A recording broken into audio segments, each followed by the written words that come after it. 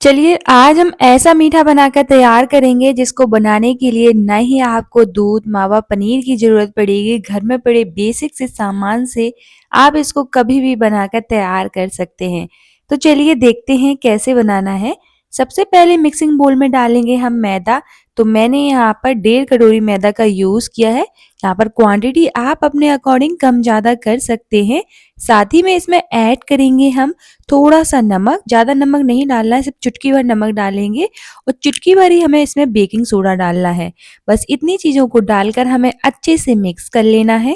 अगर आप इस मीठे को मैदा से बनाना नहीं चाहते हैं, तो यहाँ पर आप उसको गेहूँ के आटे से बनाकर तैयार कर सकते हैं या फिर आधा आटा, आधा मैदा ले सकते हैं। ये बिल्कुल आपके ऊपर डिपेंड करता है कि आप इसको कैसे बनाना चाहते हैं। साथ ही में इसमें ऐड करेंगे हम देसी घी। तो यहाँ पर मैंने 3 टेबल स्पून जो है घी का यूज़ किया है। घी की जगह आप यहाँ पर रिफाइंड ऑयल का भी यूज़ कर सकते हैं। बस ध्यान रहे कि रिफाइंड ऑयल का ही यूज़ करना है और ज़्यादा नहीं डालना है, सिर्फ हमें 2 से 3 चम्मच ही डालना है। अगर आपने मैदा या गेहूँ के आटे की क्वांटिटी ज़्यादा ली है, तो उस हिसाब से यहाँ पर आप घी या तेल की क्वांटिटी को एडजस्ट कर सकते हैं। तो मैंने यहाँ पर 1.5 कटोरी ली थी, 1.5 कटोरी के साथ मैंने यहाँ पर सिर्फ 3 चम्मच ही घी डाला है और अच्छे से इस तरह से मिक्स कर लेना है और मोइन देना है। एक बात का ध्यान रखना है आपको कि जो मोइन है बिल्कुल परफेक्ट होना चाहिए। अगर मोइन परफेक्ट होगा तो जो आपका मीठा है वो बहुत ही ज़्यादा सॉफ्ट और खस्ता बनकर तैयार होगा। तो देखिए यहाँ पर अच्छे से इस तरह से घी में अच्छे से मैदा को मिक्स कर लेना है। तो हम उसको होल्ड करके देखेंगे, अगर जो मैदा है इस तरह से होल्ड हो रहा है तो समझ जाइए कि जो हमारा मोइन है बिल्कुल परफेक्ट है। तो बस इसी तरह का हमें मोइन देना है। अब इसमें ऐड करेंगे हम पानी। तो थोड़ा-थोड़ा करके पानी डालते जाएँगे और डो लगा के तैयार करना है हमें इसको। तो यहाँ पर आपको एक बात का ध्यान रखना है कि जो डो है वो हमें ना ही ज़्यादा टाइट रखना है और ना ही ज़्यादा सॉफ्ट रखना है। हमें सेमी सॉफ्ट डो लगाकर तैयार करना है। वीडियो को लास्ट तक ज़रूर देखिएगा, तभी जाके आपको ये वीडियो अच्छे से समझ में आने वाली है। और उससे पहले अगर आप मेरे चैनल पर नए हैं तो चैनल को सब्सक्राइब और वीडियो को लाइक करना ना भूलें और ज़्यादा से ज़्यादा शेयर करें। और मुझे कमेंट सेक्शन में ज़रूर बताएं कि आप ये वीडियो कहाँ से देख रहे हैं ताकि मैं आपका थैंक्स कर सकूं। ये ऐसा मीठा है जिसको आप मिनटों में बनाकर तैयार कर सकते हैं और स्टोर करके भी रख सकते हैं। और सबसे अच्छी बात यह है कि इसको हमें ना ही दूध चाहिए बनाने के लिए, पनीर, मावा किसी भी चीज़ की ज़रूरत नहीं पड़ती है। घर में पड़े बेसिक से सामान से आप इसको कभी भी बनाकर तैयार कर सकते हैं। बहुत आसान सी रेसिपी और खाने में बहुत टेस्टी लगता है ये मीठा। तो एक बार ज़रूर बनाइएगा, आपको बहुत पसंद आएगा। कोई मेहमान आ रहे हैं आपके घर में या फिर कोई फेस्टिवल है या फिर अचानक से कुछ मीठा खाने का मन कर रहा है, कभी भी इसको बना डालिए, सबको बहुत पसंद आने वाला है। तो देखिए यहाँ पर थोड़ा-थोड़ा करके ही पानी डालते जाइएगा आप, ज़्यादा एक साथ मत डालिएगा, नहीं तो जो हमारा डो है वो लूज़ हो जाएगा। तो इस तरह से थोड़ा-थोड़ा करके डालते जाइए और अच्छे से उसको इस तरह से मिक्स करते जाइए ताकि जो डो है बिल्कुल हमारा परफेक्ट लगकर तैयार हो। तो जो डो है वो हमें बिल्कुल परफेक्ट चाहिए। अगर गीला रहेगा तो जो हमारा मीठा है वो बिगड़ सकता है और टाइट भी नहीं होना चाहिए, इसलिए सेमी सॉफ्ट ही डो लगाकर तैयार करें। आपको यहाँ पर इस रेसिपी को बनाते टाइम एक चीज़ को नहीं भूलना है, वो भी मोइन। आपको मोइन ज़रूर से देना है, मोइन दोगे तभी जाके जो आपका मीठा है बिल्कुल सॉफ्ट और खस्ता बनकर तैयार होगा, इसलिए मोइन को बिल्कुल मत भूलिएगा, उसको ज़रूर से ऐड करिएगा। तो बस देखिए यहाँ पर इस तरह से देख सकते हैं आप कि इस तरह का हमें एक सेमी सॉफ्ट डो लगाकर तैयार कर लेना है और इसको हम 5 से 10 मिनट के लिए इसी तरह से रेस्ट पर छोड़ देंगे ताकि अच्छे से सेट हो जाए। तो देखिए मैंने यहाँ पर इसको 10 मिनट के लिए छोड़ दिया था। अब हाथों की मदद से इस तरह से अच्छे से मस लेंगे और इसको हम शेप देंगे। तो यहाँ पर आप इसको किसी भी शेप में बनाकर तैयार कर सकते हैं। मैंने यहाँ पर इस तरह से थोड़ा-सा पोर्शन लिया है और राउंड करके उसको इस तरह से सिलेंडर का शेप दिया है। आप इसको बॉल्स की तरह भी बनाकर तैयार कर सकते हैं। तो देखिए मैंने यहाँ पर एक-एक करके इसी तरह से सिलेंडर के शेप में अपने सारे मीठे को बनाकर तैयार कर लिया है। सबसे पहले हम इसी तरह से बनाकर रख लेंगे, उसके बाद ही हम फ्राई करेंगे।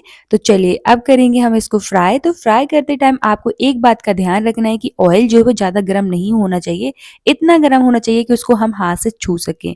इस स्टेज पर आपको एक बात का ध्यान रखना है कि ऑयल ज़्यादा गर्म नहीं होना चाहिए। अगर आप इसको गर्म ऑयल में डालते हैं तो जो हमारा मीठा है वो अच्छे से बन के तैयार नहीं होगा, तो बिल्कुल हल्के गरम ऑयल में ही इसको डालिएगा। तो देखिए इस तरह से एक-एक करके डाल दीजिए और उसको लो फ्लेम पर ही फ्राई होने दीजिए। तो इस स्टेज पर हमें कम से कम 1 से 2 मिनट के लिए इसको लो फ्लेम पर ही फ्राई करना है, उसके बाद ही हम मीडियम फ्लेम पर रहेंगे और हाई फ्लेम पर तो हमें इसको बिल्कुल फ्राई नहीं करना। इससे क्या होगा कि जो हमारा मीठा है वो अंदर और बाहर दोनों साइड से अच्छे से फ्राई हो जाएगा और कच्चा नहीं रहेगा। और बीच-बीच में इस तरह से स्पून की मदद से उसको चलाते रहिए ताकि ये इवनली फ्राई हो, और इनको हमें तब तक फ्राई करना है जब तक इनका कलर गोल्डन ब्राउन ना हो जाए। तो देखिए यहाँ पर आप देख सकते हैं कि इसमें हमने बेकिंग सोडा का यूज़ किया था, इसमें इस तरह से क्रैक्स आ गए हैं और हम ये मैदा से बनाकर तैयार कर रहे हैं तो ये बिल्कुल नहीं बिखरेंगे। बेकिंग सोडा से आप सोच रहे होंगे कि अगर हम बेकिंग सोडा डालेंगे तो ये बिखर जाएँगे, मैदा में अगर आप बेकिंग सोडा डाल रहे हैं तो ये बिल्कुल नहीं बिखरेंगे। इस तरह से फूले-फूले बन के तैयार होंगे और बढ़िया से इस तरह से क्रैक्स आ जाएँगे। क्रैक्स आएँगे तो इसके अंदर चाशनी भी बहुत अच्छे से भर जाएगी। तो बस देखिए यहाँ पर आप देख सकते हैं कितने अच्छे से फ्राई हो रहा है और उनका कलर भी चेंज हो रहा है। तो बस इस तरह से इसको आपको फ्राई करना है। इसको फ्राई करते टाइम आपको 7 से 8 मिनट का टाइम लग सकता है क्योंकि इसको हमने लो फ्लेम पर ही फ्राई किया है। लो टू मीडियम फ्लेम पर ही हमें इसको फ्राई करना है, हाई फ्लेम पर हम नहीं करेंगे। हाई फ्लेम पर फ्राई करने से इनका कलर जल्दी आ जाएगा और अंदर से ये कच्चे रह जाएँगे। तो बस इस तरह से जब इनका कलर चेंज हो जाए तो हम इनको निकाल लेंगे। तो देखिए कितने बढ़िया से फ्राई हो चुके हैं और कितने सुंदर लग रहे हैं देखने में, तो खाने में कितने टेस्टी होंगे। तो बस इस तरह से हम निकाल लेंगे फ्राई करके। अब कोई भी पैन लेंगे जिसमें डालेंगे हम चीनी।